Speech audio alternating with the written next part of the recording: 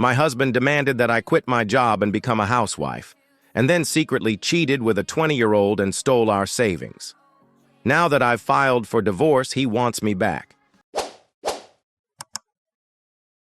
Hi everyone, I love my husband. He's an amazing person, but like everyone, we have our flaws. We both grew up in foster families and met in a youth program. Basically, it was a work camp helping teenagers without families learn life basics, finances, getting necessary certificates, and so on. We were both 18, and after finishing the program, we kept in touch. He immediately made it clear that he liked me, but back then I had a panic fear of men because of past experiences and rather rudely rejected him. Later, I texted to apologize, and we became friends.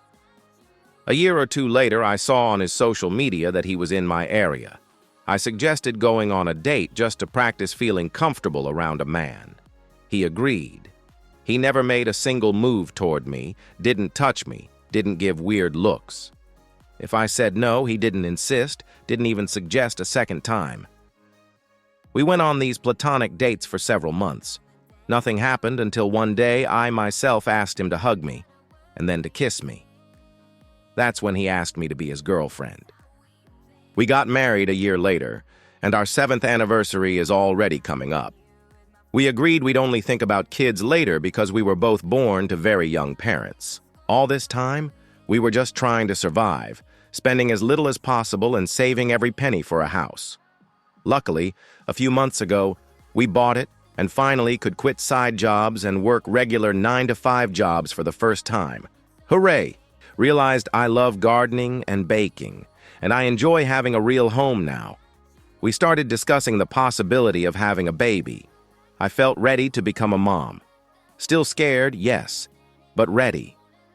But my husband said I would regret it when I'd have to quit my job for it, since I've put so much into my career. I told him I wasn't going to quit, I'd just take maternity leave, plus my company allows both parents to work remotely for an entire year after the child is born, so if needed, I could work from home. I understand it won't be easy with a newborn, but giving up a stable salary is not an option at all. My husband said that's why we worked so hard, to create our perfect family, completely unlike the ones we grew up in, and that I disappointed him by changing my plans. I said I didn't change anything. I can be both a mom and a professional.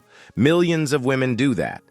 He doesn't have to quit his job to become a dad, so why should I?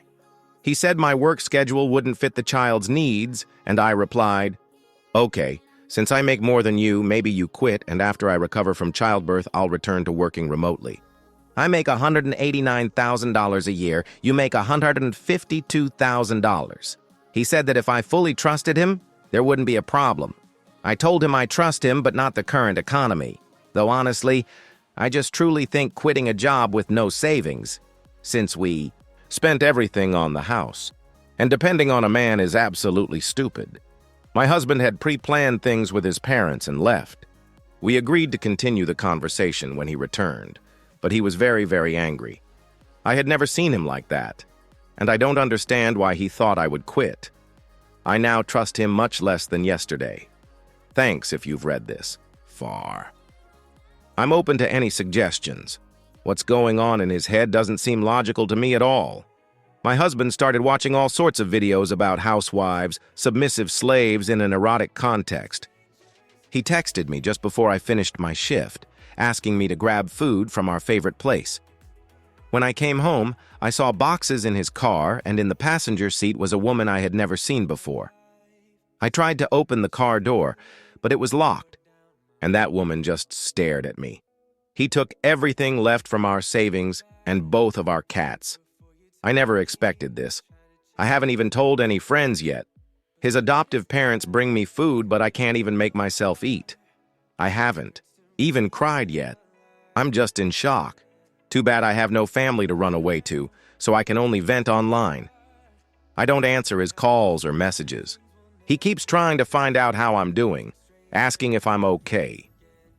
Why the hell should I be okay? I never thought he'd cheat. Early in our relationship, I asked him to promise, if someone else comes along, just tell me as soon as you realize it. They'd been together for at least 6 months. The whole time he was accusing me of being selfish for not wanting to quit and become a housewife. He was seeing her. He was building a future with her. I feel like an idiot. I should have, taken all the advice more seriously. When I asked him to go to therapy, he refused. His parents think he's having some kind of mental breakdown. I should have kept fearing men and stayed away. I should have chosen better for myself. Now I feel like that same girl no one wants to love. I know it's not my fault. I could never have stopped him from cheating. And really, do I need a man who doesn't want to be with me under any circumstances? But damn, it doesn't make it any less painful. Update. I truly want to say a huge thank you from the bottom of my heart to everyone who sent me supportive words, especially those who went through something similar. It helped way more than you can imagine. A few things happened, and honestly, I'm exhausted in every possible sense. So people's advice really helped me sort things out and keep a clear head. I couldn't stop comparing myself to her for days, wondering what the hell he was thinking, until I realized she's like a carbon copy of his biological mother. Or at least how he imagined her from other people's stories, because she died when he was 5. I hate that I still feel sorry for him despite everything he's done, but we did try to help him, urging him to go to therapy. I even offered to pay for it. I also lost both my parents, but as an adult, so I have more memories of them. Losing parents is not only his personal tragedy, but he acted like he's the only one who feels this pain and drowned in self-pity. He called me on our wedding anniversary a couple of minutes after midnight, whispering apologies, saying he felt guilty. I asked, "For what?" He said, "Well, you know what we're going through right now." I answered, "No, this isn't what we're going through. This is what you're doing. You left me. You were screwing her and then coming home to me. We were still having sex all that time." I made it very clear how disgusting he is to me. Then he got angry and said he started cheating because I couldn't follow him. Dude, look where you led yourself. All through our marriage, I pushed him forward in his career. Hell, I'm the one who submitted his application for the job he has now. I'm almost sure he didn't even know my exact job title. I encouraged him to reconnect with his adoptive parents when he got obsessed with the idea of family, even though we both weren't ready for a child. He kept accusing me of being the one to break our first promise by deciding I didn't want to be a real mom just because I didn't quit my job, and of turning his adoptive parents against him because they refused to meet his new girlfriend. He dumped it all on me and then had the nerve to say all this could be put on pause if I learned to make decisions for the family and not for myself. I asked directly, "Are you saying we'd be together again if I quit my job?" He answered, "Yes, I'll always love you, but you make things complicated." I hung up and blocked him everywhere. I spent the rest of the night in the bathroom hugging a bottle of wine, thinking about the kind of person I'd been sharing my life with. The next day, he made his relationship public, posted a photo with her on Instagram, and most of our mutual friends saw it. My closest friends left not-so-kind comments under the photo. Turns out he and his new fling have been together for almost 8 months. She's 20, her son is about 2. I contacted her ex, the father of her child, whom she left for my ex-husband. She moved out in broad daylight, taking the kids, so he was as shocked as I was. We met up, went for a walk, then to a bar, literally cried, laughed, hugged, sang too loudly, and bawled in public like idiots. But it helped a lot. We also exchanged evidence of their relationship in case of court proceedings. I'm keeping my distance from this guy for now because there was a creepy age gap when they met. She was 17, he was 26. He says she lied about her age, and they met at a college party. The next news was her pregnancy. He gave her money to solve the problem, but she showed up with baby clothes. Then he decided to do the right thing and moved her into his place. He admitted to me that he cheated on her even before their son was born while she was pregnant. But she never told him she knew until she moved out with the kid.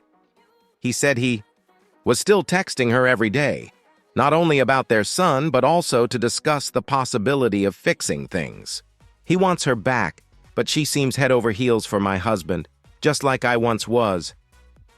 Chances of reconciliation with my husband are 0. I've never taken someone back after betrayal, and I'm not starting with him. At first, I wanted the divorce to go quickly and painlessly, even if I had to give something up. But after that conversation, I decided I will fight for everything I can. I live in a no-fault divorce state, but we have separate laws regarding infidelity, and I can file specifically for that. And my lawyer thinks we have a good chance. And I likely won't have to pay him alimony. He also advised checking all my bank transactions because he thinks they wouldn't be able to rent a place on just his income, meaning they probably used my money. And he was right. Last year, my ex said he got into stock trading and asked if he could invest some of my money. Guess who never traded any stocks? The screenshots he showed me were fake, photoshopped. The money was going to his girlfriend or being saved for their new apartment. I was furious when I found out. He asked his adoptive parents to convince me to let him see the cats after he had to return them to me when he realized his new girlfriend was allergic. I sent word through his parents. Let him first return my money, then go negotiate with the judge. I didn't think court could order pet visitation, but my lawyer says it's totally possible. Yesterday, I officially filed for divorce, and he sent me an absolutely insane email, called me a selfish, evil bitch, accused me of not being able to swallow my pride, of filing for divorce too quickly, and of not letting him come home to see the cats. Now he's accusing me of cheating. Somewhere I read that you only truly get to know a person during a divorce. Thank you all for watching this video to the end. Watch our previous video, which you'll see right here, and good luck to you.